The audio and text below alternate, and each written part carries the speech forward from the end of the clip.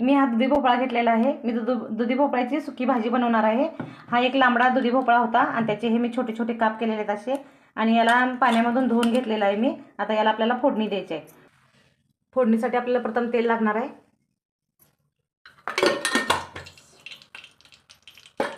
मोहरी, थोडंसं जिरं लागणार आहे,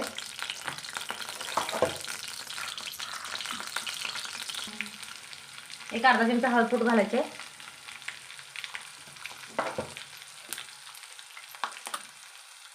एक 1.5 चमचे चटणी वापरायची आपल्याला। तुम्ही हिरवी मिरची सुद्धा वापरू शकता, हिरवी मिरचीने पण छान टेस्ट येते। आता आपल्याला यामध्ये भोपळा घालायचा,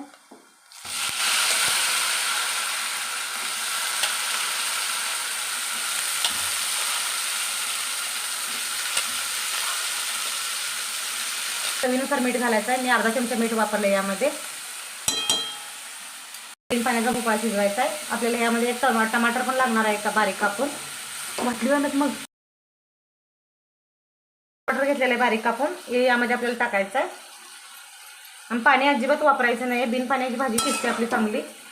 थोडंसं आपल्याला शेंगदाण्याचं कूट आणि वरून कोथिंबीर पण लागणार आहे यामध्ये। आपल्याला याच्यावर कोथिंबीर घालायचे, बारीक चिरून घेतलेली आहे मी धुवून कोथिंबीर बारीक। आता आपल्याला याला 10 ते 15 मिनिटं शिजू द्यायचा आहे भोपळा आपला, आणि नंतर शेंगदाण्याचं कूट घालायचं आहे शिजत आल्यानंतर।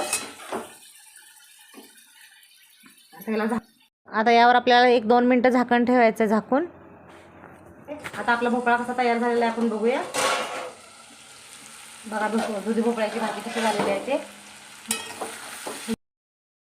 आता हा आपला भोपळा शिजलेला आहे। आता आपल्याला यावर वरून शेंगदाण्याचं कूट घालायचं आहे थोडंसं। आधी घातलं तर खाली शेंगदाण्याचं कूट सगळं लागतंय, त्यामुळे भोपळा बिन पाण्याचा शिजत नाही मग, म्हणून नंतर शेंगदाण्याचं कूट वापरायचं आपण याला। थोडंसं मी जाडसरच ठेवले शेंगदाण्याचं कूट, आणि आता ह्याला 1-2 मिनिटं आपण झाकून ठेवायचं आहे असं।